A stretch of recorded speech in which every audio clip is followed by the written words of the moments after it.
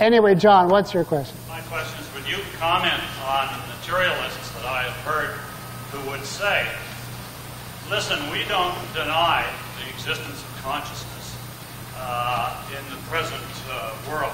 What we say is that in time, that at some point there were no consciousness atoms, everything was matter, and that in that sense, very good, John. I'm glad you asked that because I covered that. Trying to find the page. Turn to page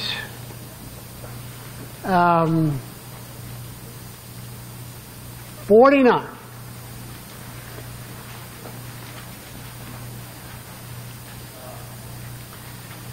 The first full paragraph.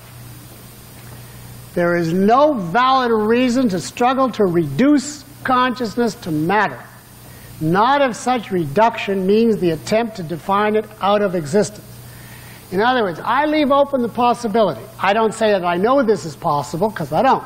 But I don't know that it's impossible. So I'm having that neutral. With regard to someday, physicists, biologists will get together and they'll be able to show that if you take 3 protons and 4 photons, I'll give them top billing, and stir them in a beaker, the result will be awareness. And that's all there is to it. 2 protons and 4 photons, jiggle them together, and that leads to awareness. And as soon as you pull 1 photon out, it's inanimate or unconscious. Who knows? I don't know. My point, if that's what you mean by reduction, I don't know. Maybe there is no such thing, substance underlying consciousness at all. Maybe it's just a result of certain combinations of matter.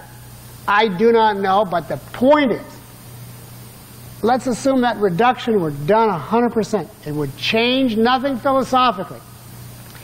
It is still a fact that when you put those 2 electrons and 4 photons together, you get certain properties as a result that you didn't have when they weren't together.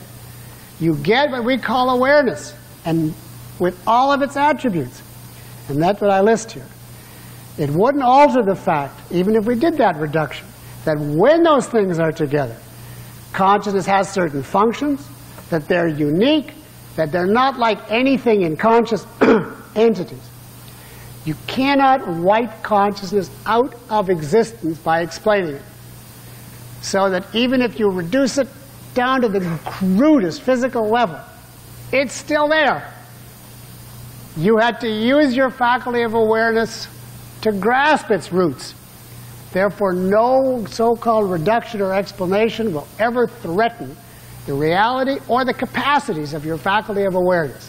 The most they will do is give you the means to manufacture it at home. It'll be like a new form of Nintendo. You know, so you can play around in a beaker and come up with consciousness, but so what?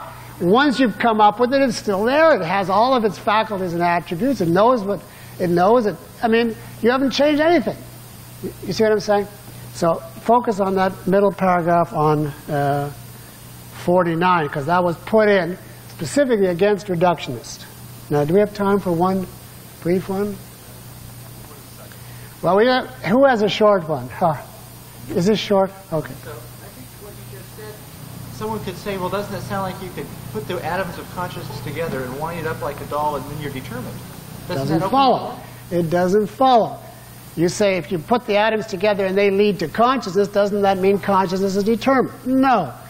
All it means is, if that mechanism were correct, if that was the source of consciousness, the phenomenon of consciousness would be determined. Given that physical substrate, consciousness would have to result. But that leaves wide open what kind of consciousness, what kind of brain, to use that level of speaking, leads to what kind of consciousness. Now, the point would be, given a certain type of brain and a certain type of nervous system, the inevitable determined result is a consciousness with certain capacities, of which one is that it's conceptual and thus volitional. So you're not erasing anything. Even if the faculty is determined, the nature of the faculty is still what it is. And therefore, if it's volitional, it's volitional. You get that? If you don't, think about it. We'll get to volition next time.